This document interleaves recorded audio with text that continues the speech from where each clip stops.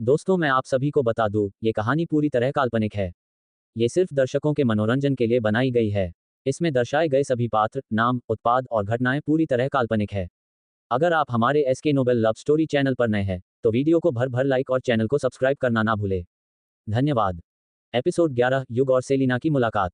युग ने पार्टी में ही सेलिना को मिलने बुलाया था और वो अपने साथ अयांश को भी साथ लेकर आया था। दरअसल युग जानबूझकर अयांश को अपने साथ लेकर आया था ताकि अयांश सेलिना को परेशान करे और सेलिना युग से शादी करने के ख्याल को छोड़ दे। युग ने घर से ही अयांश को समझा दिया था कि उसे क्या करना है। अयांश भले ही छोटा था, लेकिन वो बहुत ही होशियार था। उसने युग की बात को आसानी से समझ लिया। इसलिए अयांश ने जानबूझकर सेलिना के सामने नेपी चेंज करने की बात को कहा था। सेलिना तो अयांश की बातों को हजम कर ही नहीं पाई थी कि तभी युग सेलिना से कहता है, क्या हुआ सेलिना? तुम कुछ अनकंफर्टेबल दिख रही हो। अगर तुमको प्रॉब्लम है तो तुम यहाँ से दूर बैठ सकती हो। उद्धरण चिन्ह। युग ने बहुत ही कैजुअल और रूढ़ होकर सेलिना से ये बात कही थी। सेलिना युग के सामने अच्छी बनने के लिए अपने चेहरे पर नकली मुस्कुराहट लिए हुए कहती हैं, नहीं नहीं, मुझे कोई प्रॉब्लम नहीं है, ये तो कितना क्यूट बेबी है। इतना कहकर वो अयांश के गालों को खींचने जा ही रही थी कि तभी अयांश उसकी तरफ हाथ दिखाते हुए एटीट्यूड के साथ कहता है, नो, मुझे कोई क्यूट कहें, वो मुझे पसंद नहीं। ये सुनकर सेलिना के हाथ हवा में ही रुक जाते हैं। उसे बिल्कुल अच्छा नहीं लग रहा था, लेकिन वो युग के लिए अपने चेहरे पर मुस्कुराहट बनाए हुए थी। फिर वो वहां से जाने का बहाना बनाते हुए युग से कहती हैं, मैं अयांश के लिए जूस लेकर आती हूँ। कहकर वहां से उठने ही लगती हैं कि अयांश फिर उससे कहता है, one orange juice with some starter. Selina मुंह खोले बस एक टक अयांश को देखे ही जा रही थी। वो मन ही मन इस बच्चे को देखकर हैरान थी। तभी अयांश अपनी दोनों बाहें उठाकर उसे जाने का इशारा कर देता है। अयांश की हरकत पर युग को बड़ी हंसी आ रही थी, लेकिन वो मन ही मन खुद को कंट्रोल कर रहा था। सेलिना युग की तरफ देखकर अपने चेहरे पर नकली स्माइल के साथ वहां से चली जाती हैं। सेलिना के जाते ही अयांश युग के कान के पास जाकर उससे धीमे से कहता है, डैड, मैंने अच्छा मजा चखाया ना, अब तो ये आंटी मेरा टॉय वाले रूम में रहने नहीं आएगी ना। असल में युग ने अयांश को ये समझाया था कि अगर अयांश उसकी बात को नहीं मानेगा तो कोई नई आंटी आएगी और उसका टॉय वाला रूम ले लेगी। इसलिए अयांश भी उसके टॉयज बचाने के लिए युग की बात आसानी से मान गया था। अयांश की बात सुनकर युग को हंसी आ जाती है और वो अयांश से कहता है, हाँ, तुमने अच्छा किया, लेकिन आगे क्या करना है तुमको याद रखना होगा, समझे चैंप? अयांश की आंखें ये सुनकर चमक जाती हैं और वो एक्साइटेड होकर युग के सामने उसके थंब को दिखाते हुए कहता है, यस डैड, मुझे सब अच्छे से याद है। इस पर युग भी उसे एक आंख को विंक करके अपना अंगूठा दिखा देता है। दूसरी ओर निदान और पंक्ति भी इसी पार्टी में आए हुए थे। निदान जिस कंपनी में काम करता था, उसी कंपनी ने ये पार्टी को ऑर्गेनाइज किया था, इसलिए उस कंपनी के सभी कर्मचारी अपने परिवार के साथ इनवाइटेड थे। निदान आगे आगे चल रहा था और पंक्ति उसके पीछे पीछे चल रही थी। पंक्ति अपनी जिंदगी में पहली बार ऐसी किसी पार्टी में आई हुई थी, इसलिए उसे बहुत अनकंफर्टेबल महसूस हो रहा था। घर से निकलने से पहले ही निदान ने उसके कपड़ों पर कमेंट करके उसके कॉन्फिडेंस को तोड़ दिया था और अभी इतनी भीड़ को देखकर उसे बहुत असहज महसूस हो रहा था। वो जैसे तैसे निदान के पीछे चल रही थी, तभी निदान पीछे मुड़कर कहता है, तुम यहाँ रैंप वॉक करने आए हो? जो इतना धीमे धीमे चल रही हो, जल्दी चलो। एक तरफ निदान के कुछ कलीग्स खड़े बातें कर रहे थे, वो वहीं जाकर खड़ा हो जाता है। पंक्ति भी उसके पीछे जाकर उसके पास ही खड़ी हो जाती है। निदान एक बार के लिए उसे देखता भी नहीं है, वो यूं ही वहां खड़ी रहती हैं। तभी निदान के साथ काम करता हुआ एक कलीग पंक्ति की तरफ देखकर कहता है, हेलो भाभी जी, कैसी हैं आप? पंक्ति दोनों हाथ जोड़कर मुस्कुराकर उस आदमी को कहती हैं, नमस्ते, मैं ठीक हूँ, आप कैसे हैं? पंक्ति के हाथ जोड़कर नमस्ते कहने पर वहां खड़ी लेडीज अंदर ही अंदर हंसने लगती हैं। उन सभी के इस तरह हंसने पर पंक्ति का मुंह छोटा हो जाता है। निदान भी उन लोगों के साथ हंसने लगता है। तभी उन लोगों के बीच खड़ा तरुण उन सभी को चुप कराते हुए कहता है, अरे यार, क्या तुम लोग बेचारी भाभी को नर्वस कर रहे हो? अरे तो क्या हो गया अगर उन्होंने हाथ जोड़कर नमस्ते कर दिया, यही तो हमारे संस्कार हैं। फिर तरुण पंक्ति की तरफ देखकर अपने हाथ जोड़कर नमस्ते करते हुए कहता है, नमस्ते भाभी जी, आपसे मिलकर हमें बहुत खुशी हुई। वैसे आपका नाम क्या है? हालांकि पंक्ति का मन उदास हो गया था, लेकिन तरुण के थोड़ा फ्रेंडली होकर बात करने से पंक्ति को थोड़ा अच्छा लगा, इसलिए वो हल्का सा मुस्कुराकर कहती हैं, जी, मेरा नाम पंक्ति है। तरुण अपनी भौहें नचाते हुए निदान की तरफ देखकर कहता है, वाह, कितना प्यारा नाम है। पंक्ति, अरे निदान, तूने आज तक कभी भी भाभी जी की मुलाकात हमसे क्यों नहीं करवाई? निदान थोड़ा असहज होकर जवाब देता है, अरे छोड़ ना यार, बस यूं ही, कभी ऐसा मौका ही नहीं मिला। उसकी बात सुनकर तरुण बीच में ही बोल पड़ता है, अरे ऐसे कैसे मौका नहीं मिला, चल कोई नहीं, अब तो हम सभी से भाभी जी की मुलाकात करवाते रहना, क्यों दोस्तों? उन आदमियों के बीच में खड़ा एक शख्स भी तरुण की हाँ में हाँ मिलाता हुआ कहता है, हाँ बिल्कुल निदान, कंपनी में आए दिन ऐसी गेट टुगेदर होती रहती हैं, अब से तुम अपने साथ पंक्ति को जरूर लाना। उद्धरण चिन्ह।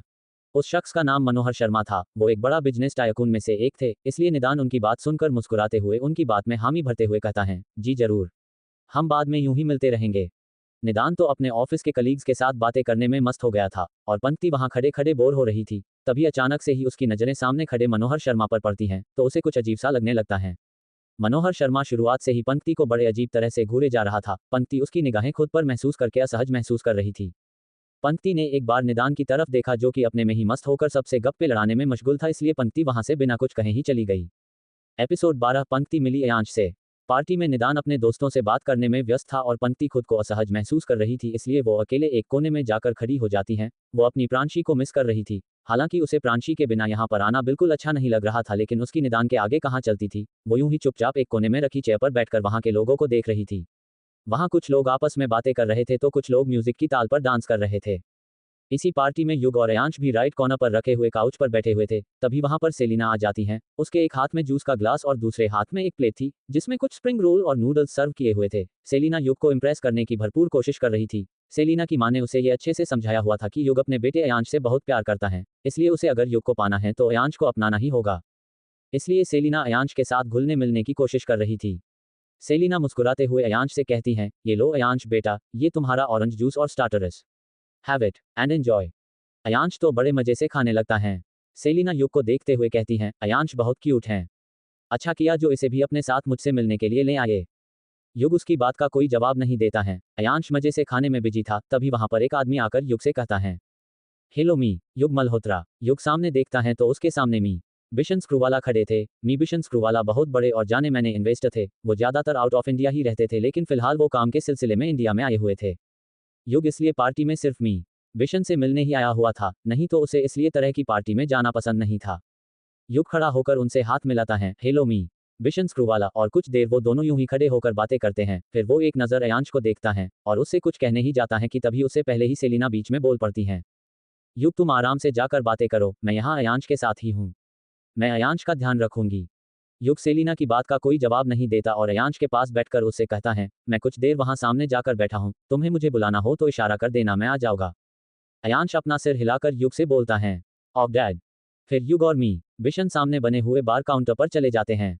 लेकिन अब सेलिना वहां बैठे हुए बोर होने लगी थी। वो मुंह बनाते हुए मन ही मन खुद से कहती हैं, कहाँ तो मैंने युग के साथ इस पार्टी को एंजॉय करने का सोचा था और कहाँ यहाँ बेबी सीटर बन के बैठना पड़ रहा है इस बच्चे की तो मैं। तभी उसकी नज़र युग की तरफ जाती है जो ही घूर रहा था। वो युग को देखकर मुस्कुराने लगती हैं और जूस का ग्लास लेकर अयांश को पिलाने लगती हैं। अयांश जूस का ग्लास सेलिना के हाथ से अपने हाथ में लेने की कोशिश करता है, लेकिन सेलिना उसे छोड़ती नहीं है। अयांश थोड़ा जोर लगाकर ग्लास को अपनी तरफ खींचता है, लेकिन सेलिना ने ग्लास को छोड़ा ही नहीं, जिस वजह से सारा का सारा जूस सेलिना की ड्रेस पर गिर जाता है। सेलिना का चेहरा गुस्से में लाल हो जाता है, लेकिन युग के कारण वो अयांश को कुछ कह नहीं पाती और वहां से उठकर वॉशरूम चली जाती हैं। अयांश को सेलिना की हालत देखकर बहुत हंसी आने लगती है और वो जोर जोर से हंसने लगता है। वहीं पंक्ति काफी देर से अकेले बैठे बैठे बोर हो रही थी। निदान तो बस अपने दोस्तों के साथ बैठा शराब पीते हुए बातें कर रहा था, उसे पंक्ति की कोई परवाह नहीं थी। तभी एक आदमी पंक्ति के पास आकर कहता है, हे गॉर्जियस, क्या तुम मेरे साथ डांस करोगी? वो आदमी बिल्कुल शराब के नशे में धुत था। पंक्ति थोड़ा घबरा जाती हैं और उससे दूर होते हुए कहती हैं, नहीं नहीं, वो मुझे वहां जाना है। इतना कहते हुए पंक्ति जल्दी से वहां से चली जाती हैं। पंक्ति उसी जगह आ गई थी जहां पर अयांश बैठा हुआ था। अयांश अकेले बैठकर मजे से खाना खा रहा था। युग ने अयांश के लिए सारा हेल्थी खाना बनवाकर उसे वेटर से सर्व करवाया था। पंक्ति उस पार्टी में बिल्कुल अकेला महसूस कर रही थी। उसे घर जाने का मन कर रहा था। घबराहट के मारे उसका गला सूख रहा था और उसकी आंखों भी नम हो चुकी थी।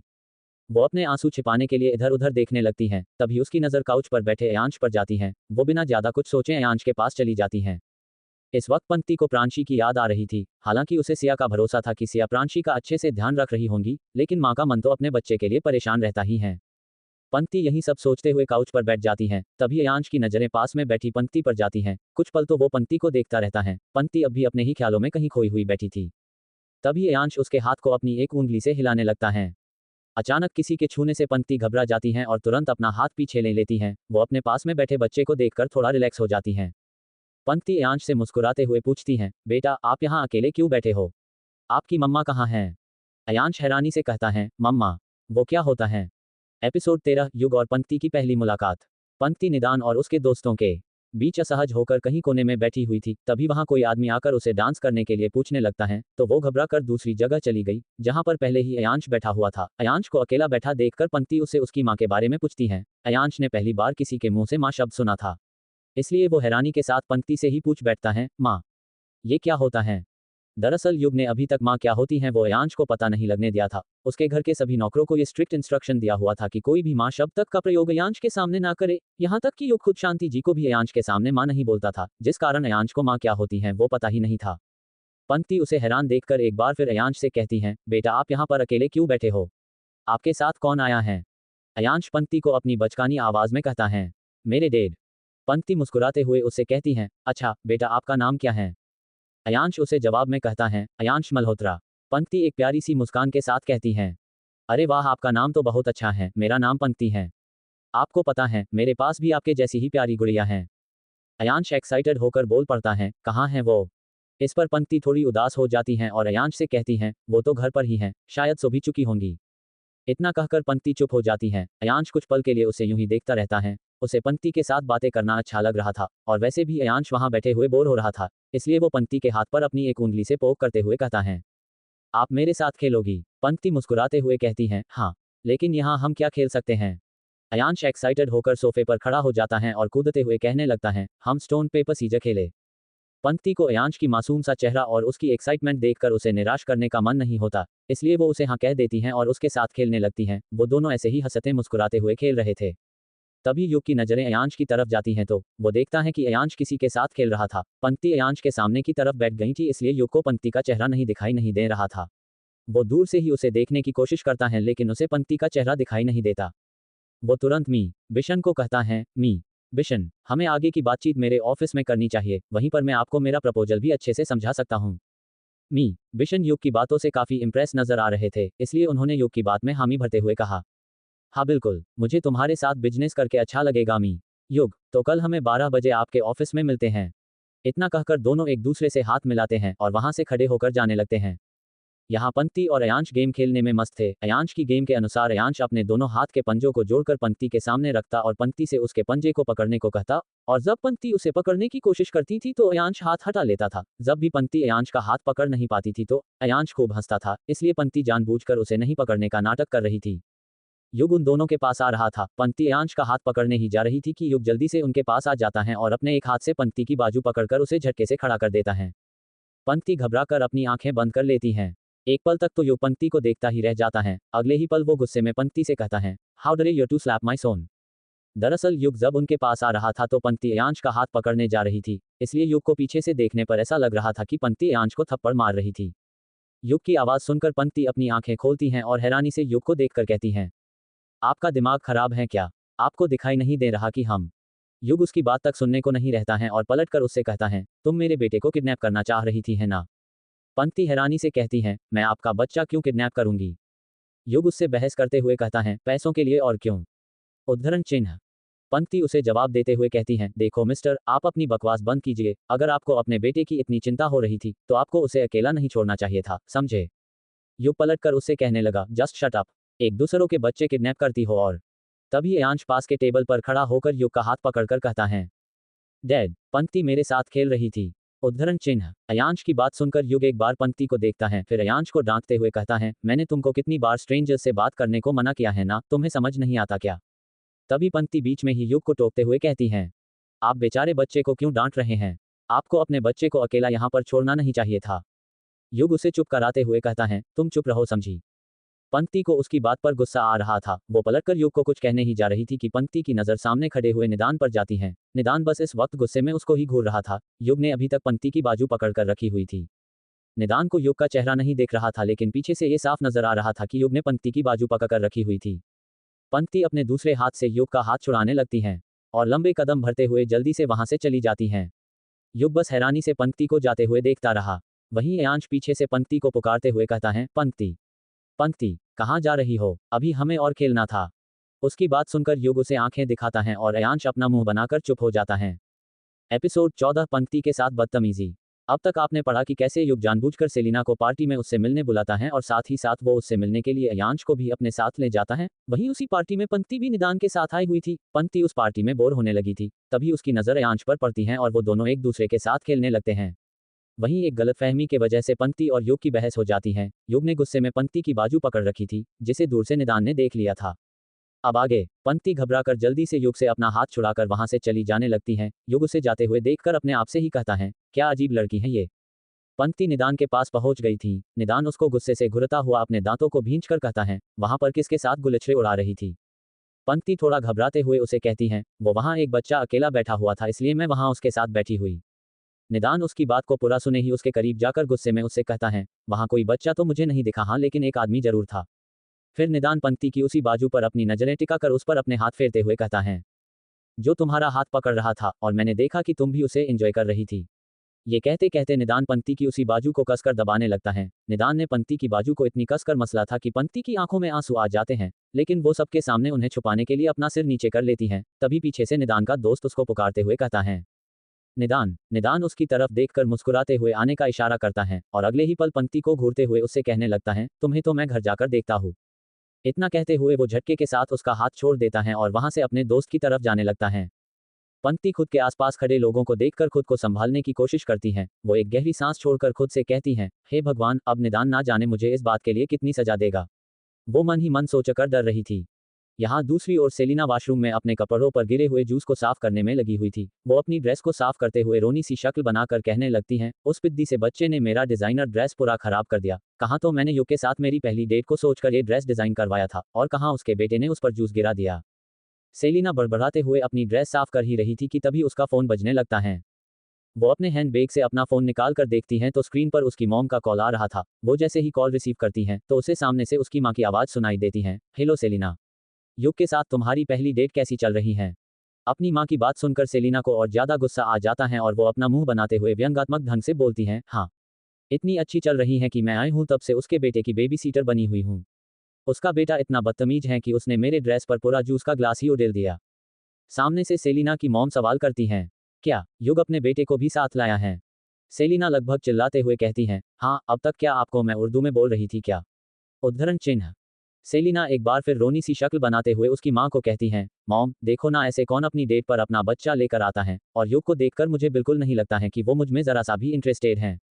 ये सुनकर सेलिना की माँ उस पर गुस्सा करते हुए कहती हैं, अरे अगर वो इंटरेस्टेड नहीं है तो तू उस पर अपने हुस्न का जादू चला, उसको अपने जाल में फंसा, और रही बात उसके बेटे की, तो एक बार तेरी शादी युग से हो जाए और तू मल्होत्रा खानदान की बड़ी बहुत बन जाए, बस फिर तो उसके बेटे को उठाकर बाहर फेंक देना, तब तुझे बोलने वाला कौन होगा? तू तो रानी बनकर रहेगी उनके विला में।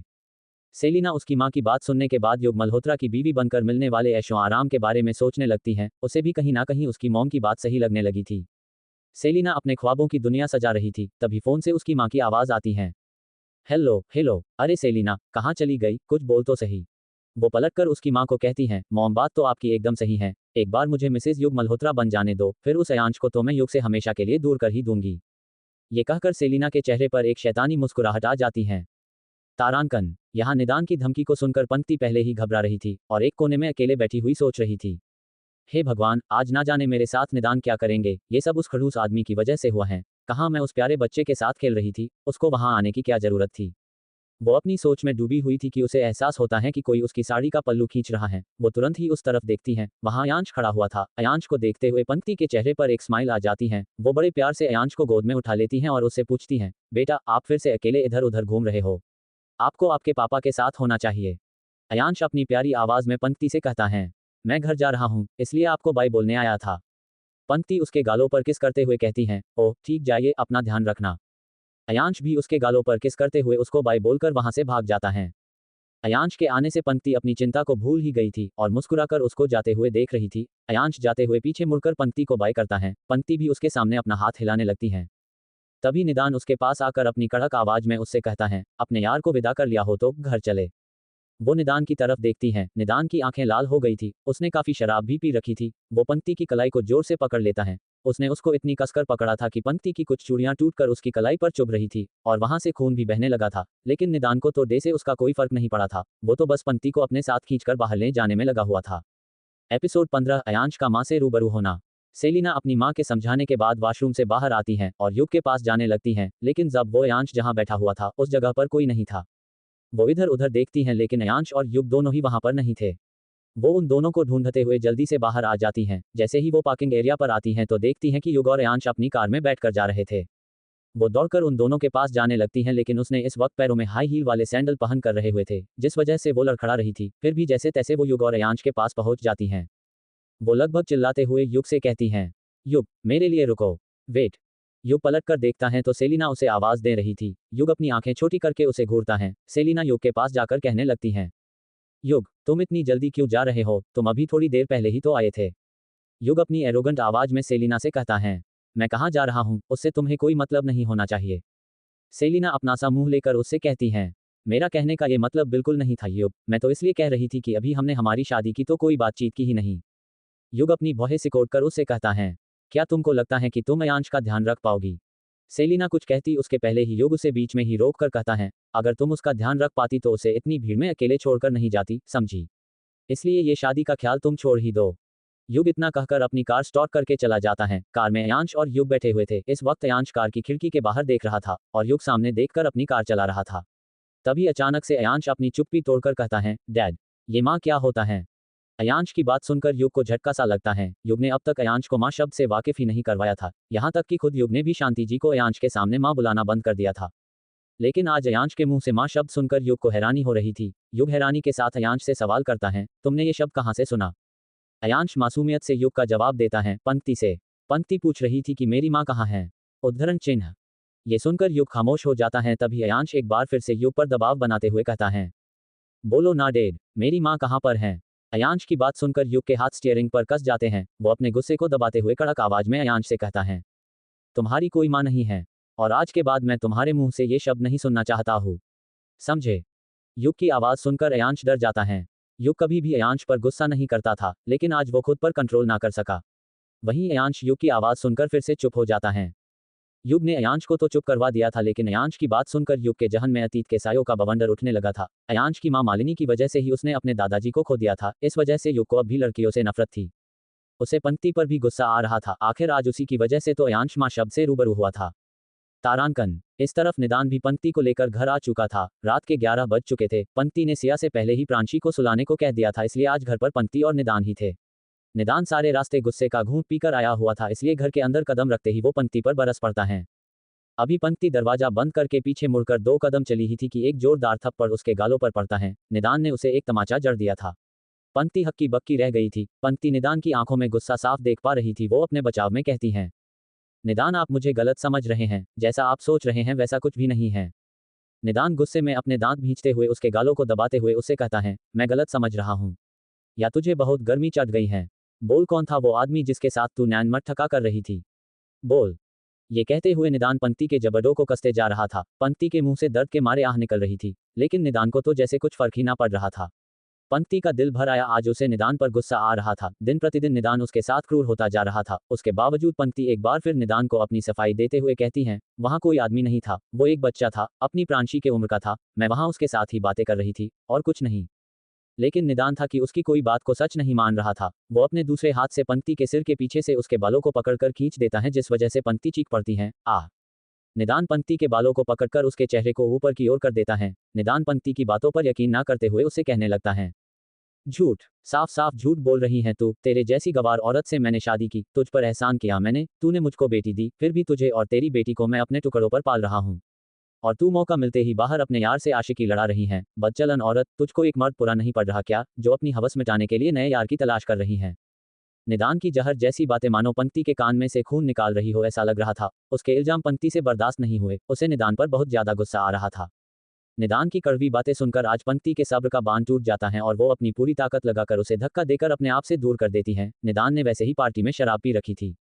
पंक्ति ने निदान को इतना जोर से धक्का दिया था कि निदान उससे दूर सामने रखे सोफे के ऊपर गिर जाता है। वो हैरानी से पंक्ति की तरफ देखने लगता है, क्योंकि आज पहली बार पंक्ति ने उसको इस तरह से दूर धकेला था। इस वक्त पंक्ति की आंखों में आंसू और गुस्सा दोनों ही भाव दिख रहे थे।